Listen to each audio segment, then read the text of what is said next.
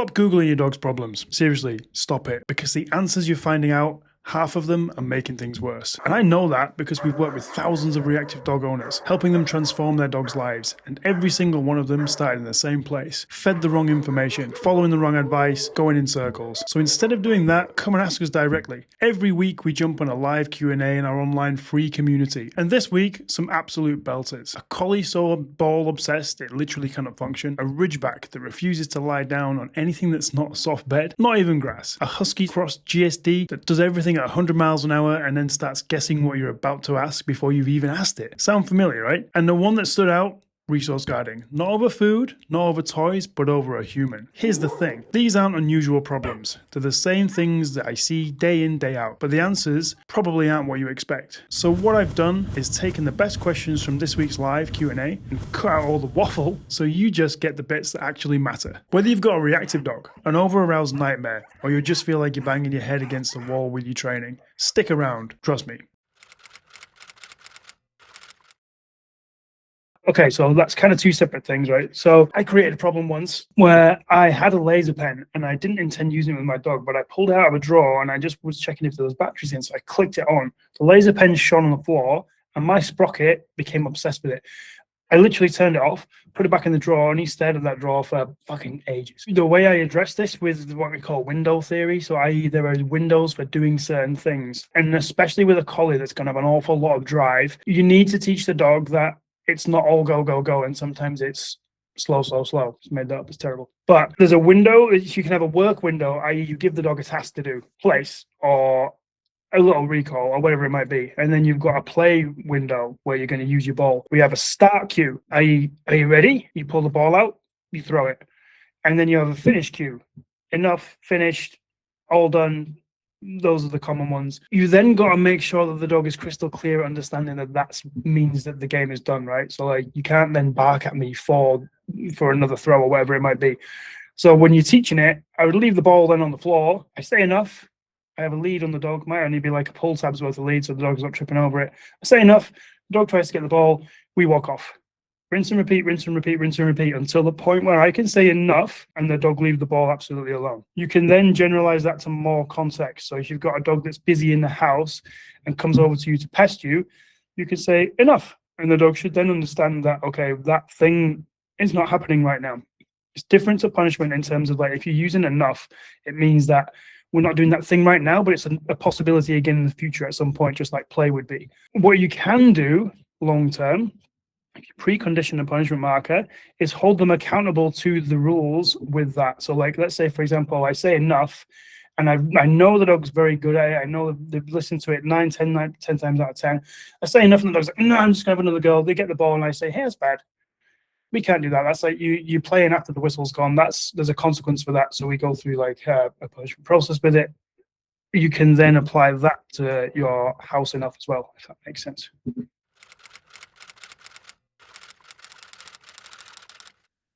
It depends like how long you've had them off lead, whether you've reinforced a little bit of checking in. It's a difficult one for me. Jacob and I have been discussing this a lot recently in terms of like micromanaging your dog. I don't want to bring the dog back all the time. I want my dog to go and be a dog, but I understand like if the dog's going absolutely fucking miles, like if you've got a pointer or something like that, and it's just fucking off into the distance and you have no idea where your dog is. Like, I understand how that's a little bit unnerving. If you've got a non-reactive dog and you can trust them, it's kind of okay to be out of sight for a bit. It's one of the only circumstances where I might use my dog's name with it instead of a cue. So like if I've not seen Flea or Blue for a bit, they're the two that all my other dogs are bull breeds, right? And they just stick around you. But Flea's obviously a Mallee mix something, and Blue's a Sprocket. They both like to go sniffing and searching out stuff. I might just say their name just so that they kind of look and check in. The name doesn't mean anything. You don't have to come back to me, but I just need to know where you are. Obviously, you can have like an informal this way in case the dog's out of sight, and you just kind of use that as like a, come on, you're going the wrong way or you're out of sight. I don't know if you use an e-collar or not, but just in case you did think about this as an option, the two most stressed dogs I've seen ever that had e-collar training that wasn't done by us, the dogs were taught e-collar as a don't go away. The trouble with that is the dogs didn't know what don't go away meant. Like some days it could mean 10 meters, some days it could mean 50 meters. Even on the same walk, it might mean 10 or 50 meters. the dog then can't have contingency or agency over when they might feel stim, right? Whereas if it's just for recall and you only feel consequence if you don't recall, that's not stressful. But if I don't know how far I can walk without getting a consequence, that's a little bit of a problem. So don't go down that route. But one is a part of a confidence thing. Two is an assessment of like what your dog's motivated by. So if they're going to go out of sight in a normal public park and they chase squirrels, it's probably not so much of a problem. If they're going to go out of sight in a huge fucking forest somewhere and they might chase a deer for miles, obviously the rules might change a little bit. You might want to keep them in sight a little bit more. The only downsides of obviously liberating your dog as much as possible, like he's going to enjoy himself, fill his boots, but there's a little bit of the heart rate goes up, right? Yes, tethering is a great way to teach a dog to self-settle. So crates are probably a gold standard management tool. Like your dog can't do anything in there, but it doesn't teach them anything about interacting with life outside of the crate. So we get kind of two polar opposites. Either people who liberate their dogs too much and this house is just fucking chaos, or we get people whose dogs great in the crate and then when they let them out of the crate, it's also chaos because the dog's never been taught and never been given clarity of how to interact with their environment in the house. So structure isn't clarity. Structure is a way it can assist you in getting clarity, i.e. when your dog's in the crate, they can't do things that you need to stop them doing. But you've got to teach them to not do those things when they're out of the crate. So tethering, house leads with the umbilical method, anything like that where you can teach self-settling is really, really invaluable. It's a good point to mention. Really like underrated. Like a dog that can chill when you're not doing anything is a joy to live with, but not necessarily if you've got a collie or a mallee or something like that. High drive working breed, not necessarily the easiest thing to get. There's also something called condition relaxation. If you bang that in YouTube, that can help a bit too. It depends, right?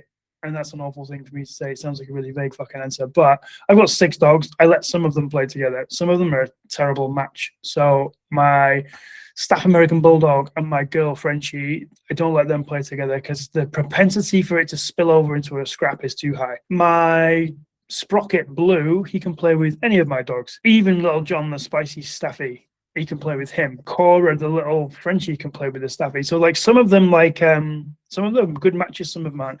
Your problem a little bit with a Rottie and a French Bulldog is that there's such a physical mismatch. Or not in the Frenchie's head, I imagine, definitely not. If he's anything like Bumble, he thinks he's like a fucking Tyrannosaurus Rex. But it's too easy for a Rottie to accidentally bowl a Frenchie over. Frenchie then gets super defensive, goes with the Rottie, then the Rottie goes, fuck you, I'm not having that. And then you end up with a bit of a spillover. So it does depend a little bit on the characters themselves. And in this instance, particularly, maybe like the size difference is not necessarily hugely appropriate because of the propensity for the Rottie to inadvertently either step on the Frenchie or bowl the Frenchie over. But it does depend. Like if the Rottie is really good at play and is very good at essentially like there should be give and take within interactive dog play, right? So one dog's on the back, then they swap and the other dog's on the back, and one dog's winning and the other dog's winning.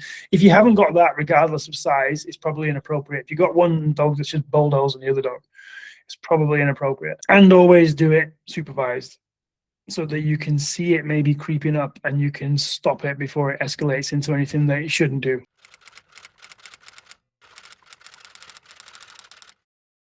Yeah, so maybe like the picture perfect thing would be you recruit someone, either a friend or someone that you see regularly, and you get rid of that real high arousal bit early by going through like a resocialization process, just walking them around the field together. Maybe they organically sniff each other a little bit. So you take away that super high arousal first bit. And whether that high arousal is social or antisocial, you get rid of both of those. I then let it drag a long line, just have it trailing, and I would practice recalling from that dog. Once you can do it from a dog where the arousal's dropped a little bit, you can then make it a little bit harder. But just make sure that you've really gone through a good avoidance phase with your e-collar. That way you shouldn't have to use stim when you recall, because obviously what you don't really want to do is recall with stim when a dog's next to another dog. Ideally, obviously, if you've got to do it, you've got to do it, but sometimes it can push the dog into reacting if they're already a little bit prickly. So create really good avoidance, so as soon as they hear that recall word, they're like, yep, fuck that, I'm coming, yeah, fine. And then you don't have to use pressure in the moment.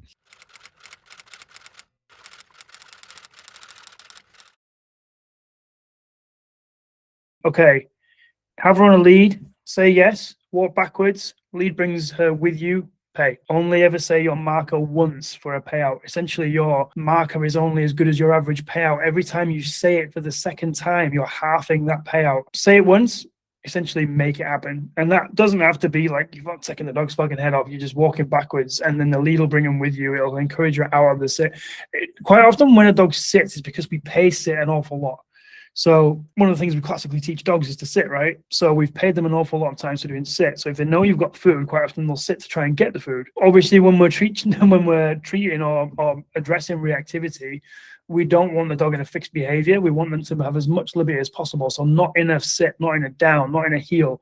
Okay, here's your liberty of choice. Do you want to react to the dog, or do you not want to react to the dog? That's when you can make some real ground. So for this, I would just say your marker, and then half a second later, you're on your bike, you're moving away backwards from her. It'll bring her with you, and then you pay her when she gets to you. Rinse and repeat, rinse and repeat, rinse and repeat. Don't let her have the option of just sitting there and taking the second chance. If this has been going on a long time and it's made your marker piss weak because your average payout's not great, it's not too late to change it to a different word or marker or noise or novel thing, whatever you want to do. Hopefully that makes sense, but we want that average payout to be good, hence why we also use the jackpots. Obviously, there's people who are already on our courses, people who are about to do our courses, people who are about to do courses in Perth. But if you're not, and this is essentially like the level of support you get when you do one of our courses, be it TWI, the remote program, or an in-person boot camp in both Perth or the United Kingdom. So Susie will have put a link in the description for this call. So if you want to work with us, you can have a free call and see if it would be appropriate. Obviously, we give loads of stuff away for free in the Behavior Bible, but if you need a little bit more direction, there she is. Look around, cute, right in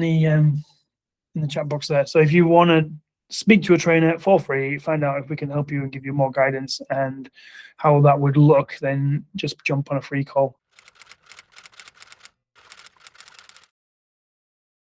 So the bootcamp in Perth is exactly the same, full replica of the boot camps that we do here. So essentially, we train the dogs Monday to Friday, roughly 10 till 4 in each day.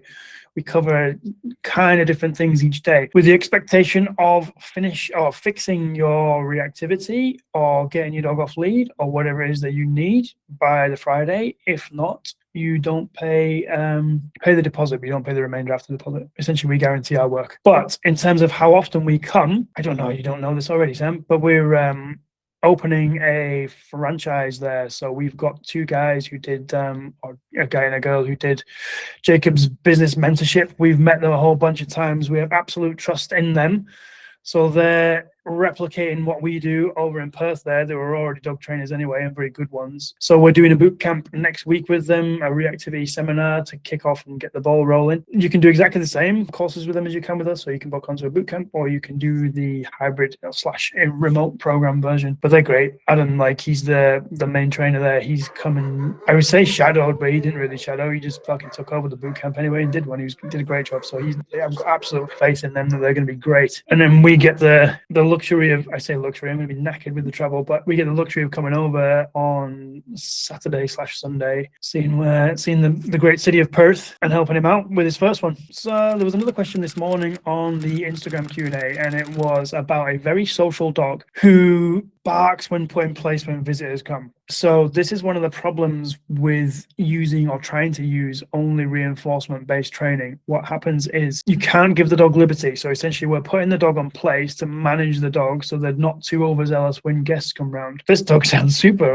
overzealous and also then barking from the place bed. So rather than that approach from me, I would just teach a preconditioned punishment marker of hey, don't do that. So if the dog jumps up at people, I'm going to stop it. I want the dog to be out and free. It's my house. It's their house. It's not the guest's house. I don't want to put my dogs away. I don't want to put them in crates. I don't want to put them in a bed. So I don't want to use management or what's called differential reinforcement of doing something else. So the place bed thing there, I want them to have the liberty. But if they're dicks, I need to be able to stop them being dicks, right? And there's a degree of all right, I expect them to greet guests enthusiastically because they're social dogs. They like people. But if they're jumping up, kicking them, scratching them, I can say bad, and they'll stop doing it. So there is a big difference between managing your dog's life to the nth degree and being able to say, hey, some behaviors are just off the table. So the rationale behind, or our rationale behind using punishment, which people are terrified of, is to be able to liberate our dogs more. So as another example, I can walk through fields of sheep and cows with my dogs. One of them's a Frenchie, one of them's a Sprocket, so he's a Whippet Springer mix, and the other one's Malinois, and they can walk through sheep fields without chasing sheep. Like, look at them, they might acknowledge them, but they don't make any forward steps towards those creatures, especially because they've recently changed livestock laws here in the UK. So you can get in some serious bother for sheep worrying. On the flip side of it, though, we had one the other day that was going to chin us. I don't know whether I can sue that sheep for trying to beat me and my dogs up, but I don't know.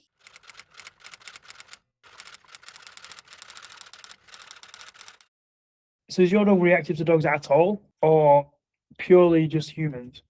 Okay, so not reactive to dogs. Okay, fine. So it's a similar thing, right? So the dog still needs some sort of clarity, and eventually we've got to build the dog's confidence up / resilience up. Okay, so if it's only at home, if we were out on the street and I came over to you and I tried to stroke your dog, is that a problem, or is it purely an indoor thing? In which case, obviously, like, territorial element comes into it a little bit. It may be that the dog just got super comfortable within the home. It's like, hey, this is my home, you get the fuck out of it. In which case, I would look at it differently to if it's a dog that's like super anxious and genuinely super nervous. It's easy to assume that a dog is anxious and nervous, but sometimes it's not that. It's just like a different contextual thing. But normally, probably the preferential approach would be to get the dog really good at play and then get guests to play with the dog. It might be like that you play the triangle game first. So like if you teach chase and catch, you would throw, get the dog back, get the toy, you would throw, get the dog back, get the toy, you would throw, get the dog back, get the toy, then you pass it to me and I throw it, and then you rinse and repeat that. So essentially, like, it's probably the best icebreaker. You'd then be a little bit careful as you went into the house over the threshold, because sometimes what you'll get is a dog that feels then comfortable in the garden, but as you cross the threshold into the house, it's literally a signal for the dog to go, oh, no, I'm not. And I have heard of people where they've walked in thinking everything was okay, and then the dog's turned around and they've said a little pop at someone. So you'd almost restart the process again. You can do treat and retreat, so the person can have a little bit of food, they can toss it behind the dog, because what you don't want to do is let someone give the dog food straight away like this, right? And you can't reach the camera, but that is quite intimidating. So normally we would kind of toss the food behind the dog. Okay, now the dog knows I've got the food also. And then when you hold it, then at some point, usually the dog goes, why the fuck are you throwing it behind me? Why don't I just come and get it out of your hand? In which case, yep, fine, they can do that. But essentially, if the dog's truly nervous and anxious about people in the home, it's kind of strange that they're anxious about that. You can get dogs that are territorially defensive in the house with that, but it's weird that they're viewing humans as a different thing in your house. But you'd want to make them more confident, more resilient in general. Play would be the way for that by and large, but you can do the treat and retreat stuff. Essentially, what you need to teach is that the presence of a person brings good things. Presence of the person brings good things, and then you start creating a different association with those visitors, if that makes sense. It kind of depends what your training is built up of, and it depends a little bit on your definition of training. So let's say, for example, we've got a small boot camp this week because we run a dog training trainers program. So we've got smaller boot camp on this week than we had before. But what that means is that we get through more sessions. Yesterday we cut it short because a lot of the dogs were a little bit brain fried, right? Because yesterday was the first time they'd faced their triggers. So the first time you present the dog with the trigger and ask the dog to come up with a response, and then start giving them clarity of what happens, response dependent, it's actually very taxing. There is some info somewhere, and I can't remember where I read it, but like dog session / learning sessions, like true like training, 8 to 12 minutes is like optimal learning time. But then outside of that, you could play with the dog. Outside of that, you could have an off-lead walk with your dog, like depending on what your definition of training actually is. Like, you can get away with doing very little. So we can get away with probably doing like 1-2 sessions a day, and you'll make steady, consistent progress. It depends on what the content of those sessions is rather than the duration themselves.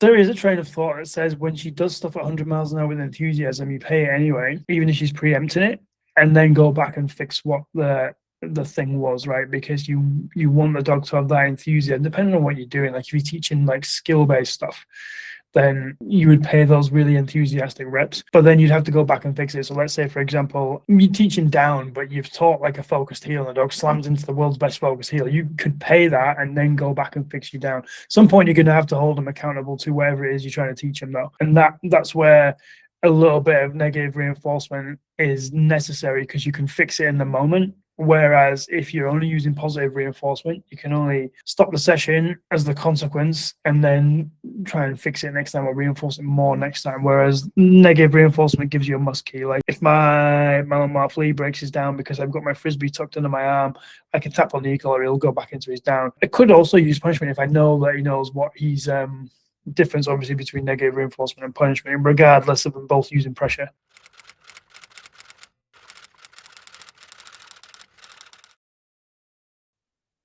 It's one of the most difficult ones because it's really hard to kind of cue yourself not to give free access because you want to give them the affection, right? What you may have to do is have a rigid, not like a rigid schedule, but like rigid windows of opportunity for them to get affection off you. I've got a little Frenchie, she's a spicy little fucker. If she sat on my knee on one of my other dogs, she doesn't really do all of them, but one of my other dogs, my staff comes over, she could be shitty with her, but if I've invited Cora onto my knee, then if my staff does walk over, I'm like, nah, not right now. And then I'll get rid of Cora at some point and invite Rita over. And if Cora then comes over, I'm like, nah, not right now, this window. And it does depend on the dogs. Like with other dogs that I've got in my household, I don't need to do that. But there's an element of that going on. And then it's like, nah, you don't get to decide when you're coming over and being bullish with me.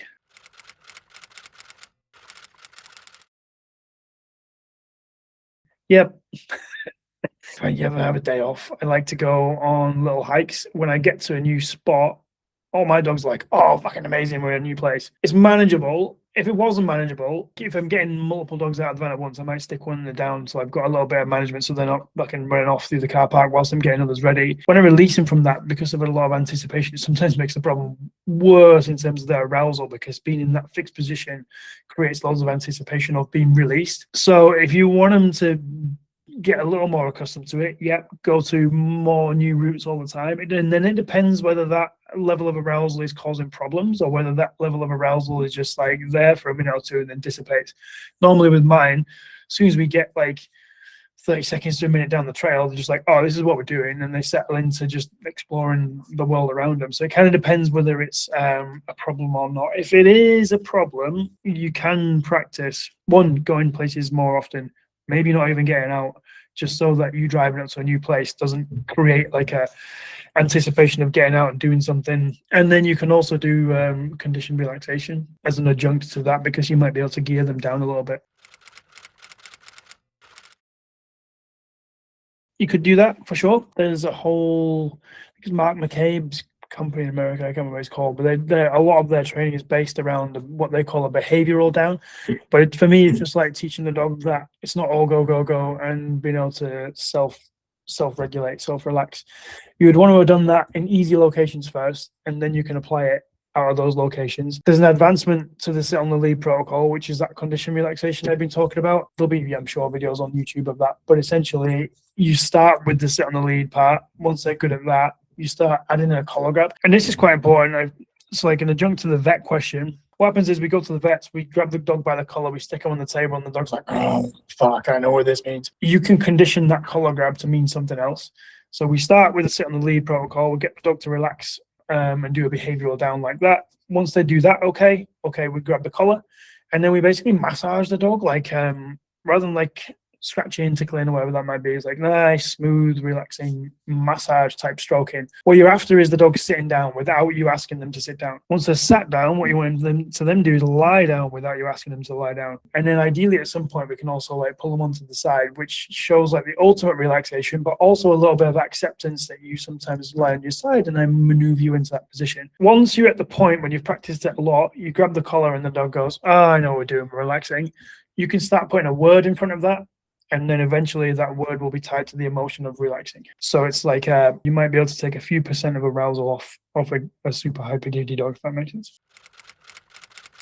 If you genuinely got a nervous, anxious dog, then you can use play to help them get more resilient. So you get them obsessed with the game, and then you make a novel noise. Like you might even get a helper to do it, but you knock something over and make a noise. The dog's like, oh god. Cost to them is losing this. Sorry, and cost to them is like the non-continuation of the game. Next time you do it, you make the same noise, oh, I don't want to let go because last time it meant the game was over. And then you get the dog to go through a little bit of mental discomfort. When they go through mental discomfort, they develop resilience to stress. A dog that is resilient to stress is less likely to be reactive in any context. One of the things Jacob did with Stark, well, I say one of the things, like we did all sorts of weird stuff to make him so robust to any kind of stress that when he's put in the situation on the sporting field, like years later, he's seen it all before. He doesn't care what's going on. All right, he might be motivated by other stuff and maybe make a mistake off the back of that, but those mistakes won't be because he's scared of environmental stuff.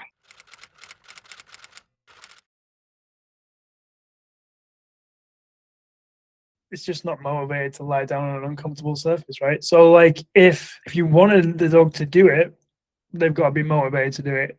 So if you lure them into a downward food and that's how you taught it, they'll be motivated by whatever you taught it with. So funny story, I'll tell you in a second, but I only teach two things really to my dogs. All right, I have like a requirement of two things. One, not behavioral things, skill-based stuff. You've got to recall when asked to, and you've got to lie down when asked to. Because with those two things, I can pretty much take them anywhere. I can take them to a cafe, I can take them on a walk. They're pretty much then self-regulating, but they're non-negotiable. So those are the things I've used eCall with, both skills, right? So eCall first for recall, brilliant, fine. Also overlaid it over down. So Mr. Bumble, he's a Frenchie. He is averse to water, not a big fan of it. I went on a hike once and I was getting across a stream. One of my dogs blew, he just fucking jumped over the stream and he got fucked, starts running off down the path. I didn't want to lose sight of him, so I shouted down. He lied down. I turned around because I was going to carry Bumble across the stream. He'd started crossing the stream and he lied down in the middle of the stream and there's fucking water going over his head. I'm having to go pick him up. But he's motivated by it because he's had both food reward and he's had pressure to do so through the eCall. Not terrifying amounts of pressure, like, but he's just got to that point where he's like, all right, you say down, I lie down. So like, you teach it with food, but the dog will be as motivated as that food is. And then you can also overlay pressure and or at the same time so that you've got a must key that he does it. Like, okay, well, you have to lie down. And also then lie down on different surfaces because it's not as optional. Or you haven't got the, especially if you use direct reward, I use luring a lot, or you have the thing out before you ask for the thing. Because it's like, well, I know you've got, hopefully you don't, I know you've got fucking Edam. I don't want to lie down on this hard floor for Edam. All right. What else we got? Fillet steak? Nah, prefer Edams and fillet steak anyway.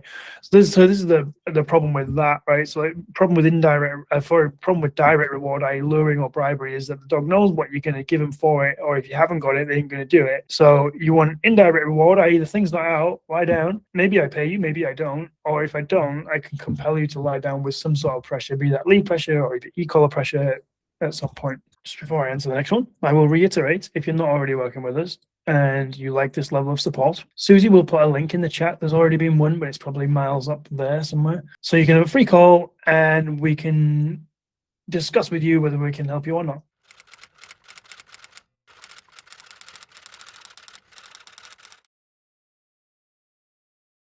Training wise, you can try and make it more difficult at home, i.e. like you play, you stick him on place, you break him off place, you play again. It might be at some point you've got to give him some sort of consequence if he's wailing and wailing. I don't know what sort of dog it is, but it sounds kind of funny. But also, I imagine quite irritating. He's probably just got loads of anticipation of like, well, you're going to release me and then I'm going to go and do cool shit. Yeah, but for me, place is lie down. Or I don't really teach place with other people's dogs, not so much my own, but down is lie down wherever you are and that's it. It's not lie down and scream at me. So I would be happy having consequence for that, be that negative reinforcement of like tap on the collar or the lead and just saying, just wind in, mate, we're going to move on in a minute. Because like what I like to do, as I said before, I'll go on a little hike. Sometimes I go for breakfast afterwards. If you can't lie down and be quiet whilst I have breakfast, I think that's a fair ask after we've just been for a 10, 15K hike or whatever, and we'll probably do something later as well. So consequence is fine. So long as you're ticking the dog's boxes around it. Like if you was just like, everything's my way or the highway, then I don't know why you've got a dog. But it sounds to me like you're taking him for a mid walk, like you're already on the walk, like you're getting something out of this, mate. But just don't do that, otherwise we won't come again, and then your life will be terrible. They understand the emotion which you say those words, or the way you convey them. Do a quick countdown, and I will evacuate the call. Been some good questions though. Obviously, if you need further help, further interest, book one of those calls. And then we can obviously see if we can help you with a little bit more structure, a little bit more guidance, a little bit more hands-on help. If not, I bid you all farewell. Look, if you took one thing from today, let it be this. Most dog problems aren't actually that complicated once you understand the why behind them. The hard part is cutting through all the rubbish advice out there, right? Come and join our online community. We go live once a week. You get access to our free behavior Bible course. And honestly, it's just a really good group of dog owners all working through the same kind of stuff. The link's in the description. Grab it while it's free. Now, if you enjoyed this video, you're going to love this one right here. And if you want to see how we transform dogs' lives, then watch this one here. Catch you in the next one.